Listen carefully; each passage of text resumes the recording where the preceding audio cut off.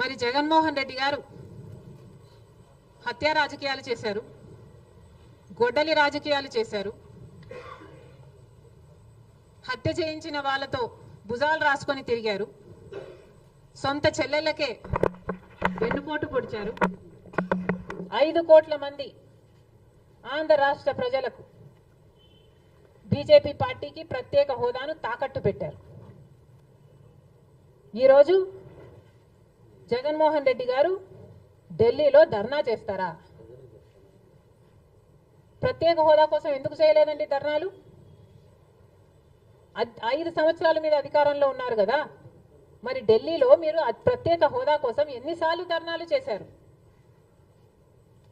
ప్రత్యేక హోదా అసలు ఊసే లేకుండా చేశారు కదా. ప్రత్యేక హోదా గురించి మీరు ఏ రోజు పట్టించుకోలేదు, పోలవరం గురించి మీరు ఏ రోజు పట్టించుకోలేదు, రాజధాని గురించి అని చెప్పి 3 రాజధానులను కన్ఫ్యూజ్ చేశారు.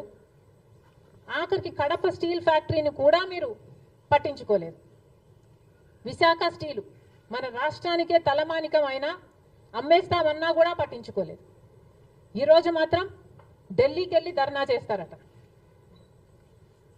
మీ కార్యకర్తను చంపేస్తే ఢిల్లీకి వెళ్ళి మీరు ధర్నా చేస్తున్నారే, మరి మీ సొంత చిన్నాన్నను చంపేసినప్పుడు మీరు ఢిల్లీలో ఎందుకు ధర్నా చేయలేదు న్యాయం కోసం?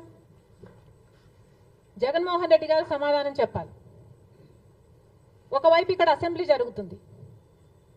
అసెంబ్లీ జరుగుతున్న సమయంలో మీరు అసెంబ్లీలో ఉండకుండా ఉండే ధైర్యం మీకు లేక ఇలా సాకులు వెతుక్కొని మీరు ఢిల్లీ వెళ్తామంటున్నారే, అంటే అసెంబ్లీలో ఏ బిల్లు ప్రవేశపెట్టినా అది ప్రజలకు వ్యతిరేకమైన అది పాస్ అయిపోవాలనా? మీరు ఉన్నదే 11 మంది, కనీసం ఆ బిల్స్ మీద డిస్కషన్ మీకు అవసరం లేదా? మీరు కొట్లాడాల్సిన అవసరం లేదా?